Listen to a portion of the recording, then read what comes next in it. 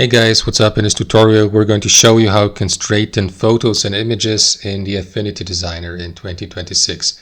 So let us get started.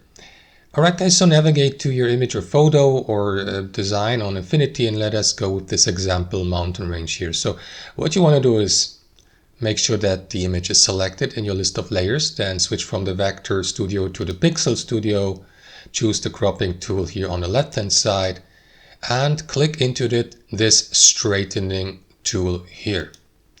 Then guys, what you want to do is left click into one of the image borders, hold your left mouse, and then draw a line like this depending on the straightening angle you would like to apply. So let us go with this one, for example. Release your left mouse here on the right hand side and you will see the straightening effect here.